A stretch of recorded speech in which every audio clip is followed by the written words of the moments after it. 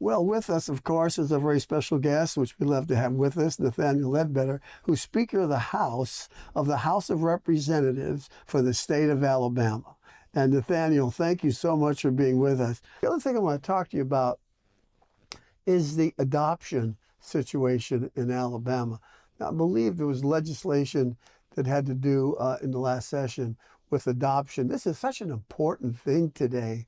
What did we do to make that a better? Is it better, easier to adopt? How does that work? That's a good question. I brought it up.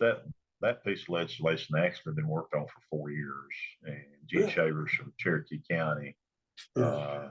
chairs that committee, and she's the one that brought the legislation. She'd worked with a group to try to put it together and help with doing it, and they've done a really good job. It goes into effect January 1 of '04 or 24, I should say. And the thing we got in Alabama, we got almost 5,000 children in our state that needs homes. And so what the process that we developed will do, it'll make it easier and quicker and less expensive. One of the adoption process in Alabama hadn't been changed in over 30 years. So it needed to be updated, and it was kind of antiquated, old, and it was kind of sad to see in the state we had people that was wanting children that really couldn't have them for some particular reason. That's the reason they wanted children, but they were having to go to another country to get them because Alabama's process was so cumbersome. And so we thought, we got kids in our state that needs mamas and daddies, and this is something that we need to fix. And we did. The fentanyl bill and this adoption bill were probably the first two bills we got out. I think both of them were huge. I think it certainly sets a pattern for our state to know that we care about the kids that needs families. Yeah, I guess then the next thing I wanted to ask you about was, and of course, I guess it's the gorilla in the room, and that's the dreaded gambling bill.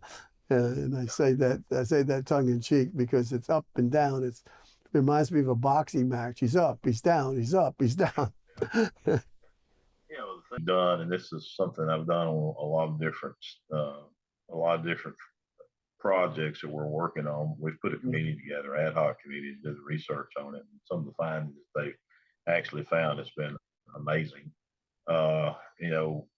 What we've got to understand, gambling's already in our state. The problem we got right now, we don't have regulations for it. Yeah. And it has become such an issue that it's hard for the Attorney General to get his hands around it simply because you don't have enough people to go out and enforce all of it. Some of the CAs in different counties may be misunderstood by the law enforcement people in those counties. The Supreme Court of Alabama says the CAs are illegal, and they've been operating them for years and years. So we've got a tremendous problem in our state. What I had thought we probably had 50 or 60 illegal operations. One county we found that has over 70. Every county in the state just about has something. So it's almost become a crime organization because we have the regulation we need, and people, let's face it, for the most part, I think people want to vote on the lottery. I mean, that's what they'd like to do. And every state around us got it. We're only one of two states. Right. So I think the thing is to be smart about it, make the strongest regulations we can make, and all we can do is put it up for a vote. We can't pass it. So my thing as speaker is just like the adoption and just like the fentanyl, we got a problem. We need to fix it. Right. And sometimes fixing problems not easy, but I think that's what people send us to Montgomery to do. And my goal is to try to fix it, to regulate it, to be the strongest regulations in the country, and then try to finish out some of these CAs to see what they can and can't do. And I think Chairman Witt has been in charge of that, done a tremendous job. His committee they've been working really hard, and to see the illegal operations and what's going on, it's organized crime. I mean, that's what it is. Sure it is. If it's almost got to the point now where we got to vote to let the people vote to fix it. Yeah, that's right. We got to put it up to the citizens of the state and make that decision and make that piece of legislation a good one. Well, I want to thank you so much for being with us today, and I hope you'll come back real soon. And we got more to talk to. Thank you so much, sir. Thanks for having us on.